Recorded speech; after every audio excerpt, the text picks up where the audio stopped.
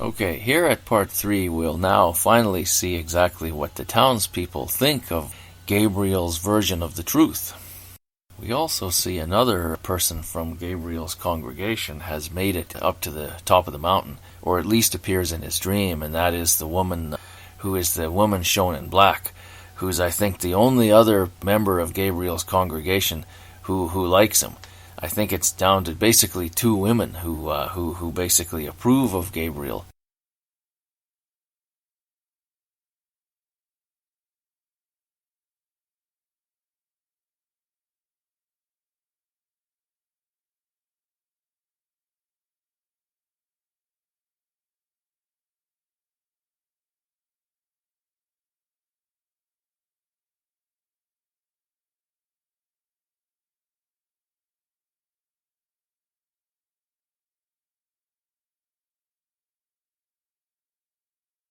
Okay, this part of the film doesn't do organized religion any favors, but the reality is that the Roman system and the Catholic system of the Middle Ages are only designed for one goal in mind, and that is purely to keep the masses of people in control.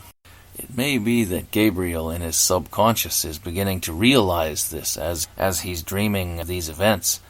For remember, in this part of the film, we're now being shown events that only are happening within Gabriel's subconscious. Anyway, in the first part of the movie, we see that Gabriel's decision to preach the sermon on Matthew 23 on hypocrisy in an attempt to either convict his congregation of hypocrisy or fire them up or somehow inspire them to try and eliminate some hypocrisy. And it was career suicide because it caused him to lose his job as the pastor of the church. Here in this version of the film, we see a much more symbolic and much more severe form of censorship. The revealing of the truth to the townspeople doesn't just cause him to lose his status as a monk, but it causes him to actually lose his life as the townspeople kill him in anger. I think this is a little bit of symbolism on some of Gabriel's ego death. Anyway, the key thing to note in this section is that Gabriel is killed by the other religious people, essentially because he exposes their hypocrisy. Of course, we should be not at all surprised that in this scene once again, it is the abbot, so the same actor, the same actor that plays the banker who gets Gabriel fired, is the one here in the dream who now stirs up the townspeople to kill Gabriel. It also really seems here that part of the abbot's job is to ensure that no one that is outside of or in the lower positions of church authority gets anywhere near any kind of real access to God. This is a really central feature of organized religion, and according to the real values of the Bible, it's an abomination. This film shows how the pyramidal authority structure in man's religious corporation allows the dictators at the top to punish and censor those at the bottom. Since all this is happening in Gabriel's subconscious because this is his dream, I think we see here he is not unaware of how much he may have suspected that the banker would have hated his message on hypocrisy and how much retribution he would want to take on him.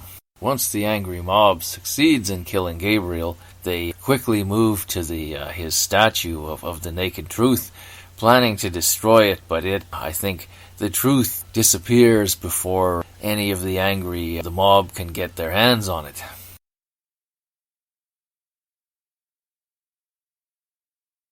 Here at about 5 minutes and 20 seconds we're shown the two women in Gabriel's congregation who liked him, showing them both mourning now for his death. Now, it may be that Weber wrote this scene to actually give us some hope, even though it sort of comes across as maybe a backhanded compliment, or it might seem as a small comfort, but the women, they loved Gabriel and seemed that maybe they were inspired by his quest for truth, so it would appear that his sacrifice wasn't for nothing in this part of the film, and that his efforts seemed to go unnoticed by the rest of the congregation, but it allowed God to work in the hearts of these two women. Now keep in mind when you watch a lot of these scenes that Weber is really only critical and only addressing the meaningless religious rituals that a lot of us follow without any purpose other than to create a false appearance of holiness or godliness. And that the real believers in the film, such as Gabriel and the two women, are treated much more positively. So Weber has a high opinion of faith, but she is only praising the real faith, not the false appearance. This middle part of the movie with the medieval monks really does seem to be constructed in order to remind us of how the Catholic Church slaughtered at least 500 million real believers, real Christians during the Middle Ages, because they wouldn't bow down to the Pope's illegitimate authority and ambitions of being God over the earth.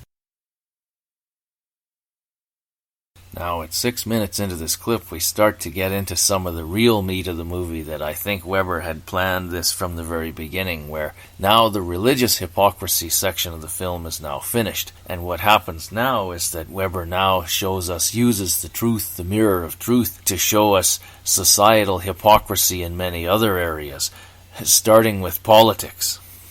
This is probably the most obvious one of all areas of hypocrisy in society because it's common for probably the last few hundred years. We joke about how crooked and corrupt and hypocritical politicians are, and it's become to the point where it's accepted that our leaders will be only the most lowest and most self-serving of humanity. And remember, at the beginning of the film, when the congregation was shown to us reacting to Gabriel's sermon, that the politician was the second most angry besides the banker.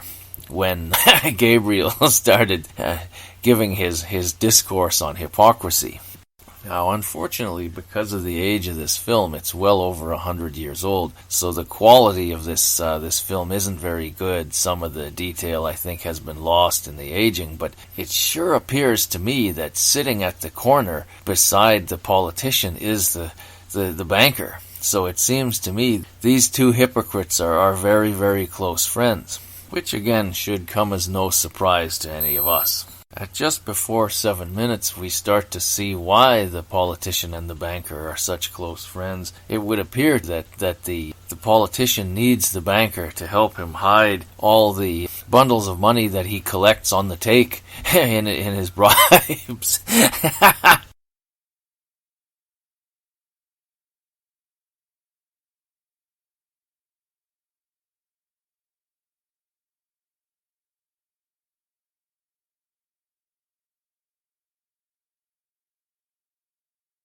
After this political scene, Weber moves on to show us some hypocrisy in society. This part suggests how often the truth is altered to fit whatever our popular human philosophies are in current trends in society. Indeed, this part seems to say to me, it reminds me of how the Bible says that many people, often the majority of people, would rather believe a lie than the truth. And also note here, I like Gabriel's reaction at the end of the scene to the woman's suggestion about what he do with the truth. Basically, he was told here to cover up the truth in order that he doesn't offend the seared consciences of these greedy and idolatrous, rich and powerful people.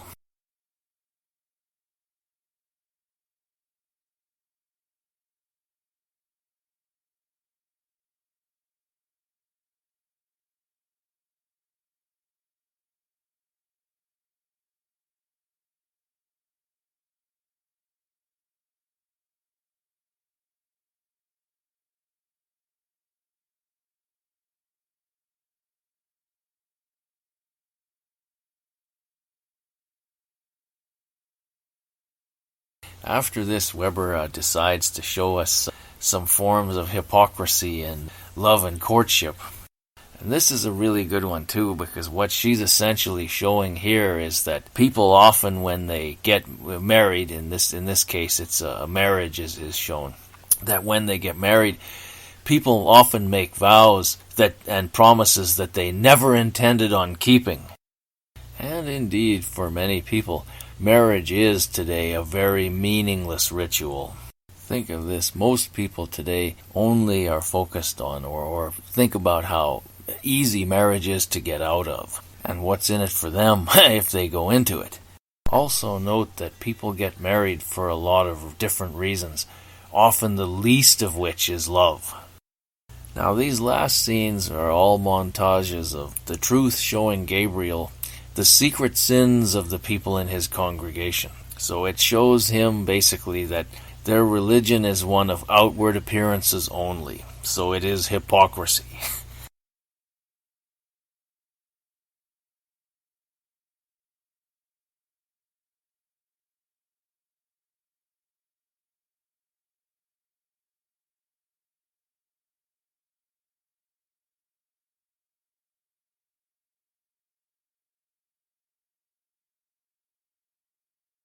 After this, now the truth now shows Gabriel his own hypocrisy. And now this could be any number of things.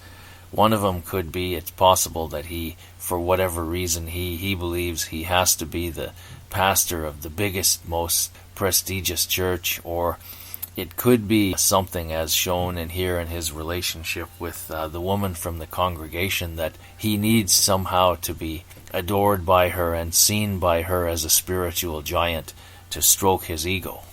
At any rate, this part seems to be, for Gabriel anyway, part of his self-realization and the very last shattering of his illusions about himself. So far, the stages of Gabriel's journey have been increasingly progressive, and now the suspense is in that we are really all probably eager to see what, now that he's fully awakened, if he can return to his old life again.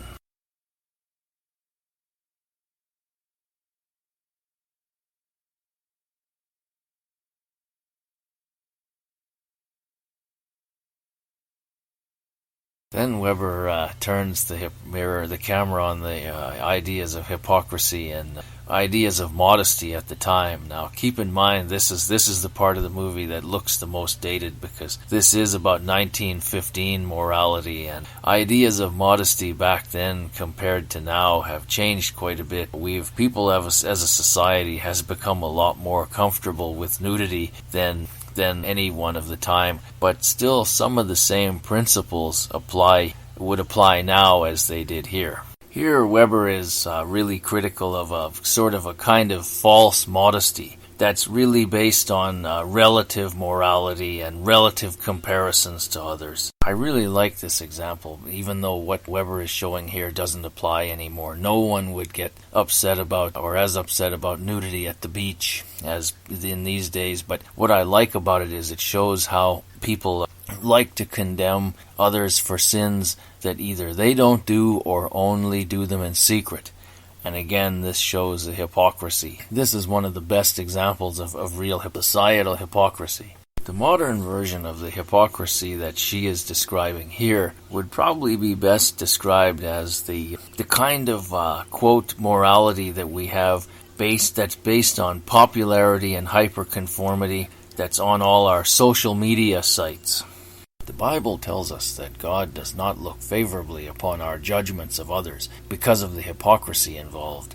Romans 2:1 explains that you therefore have no excuse, you who pass judgment on someone else, for at whatever point you judge the other, you are condemning yourself, because you who pass judgment do the same things. Now we know that God's judgment against those who do such things is based on truth. So when you, a mere man, pass judgment on them, and yet do the same things, do you think you will escape God's judgment?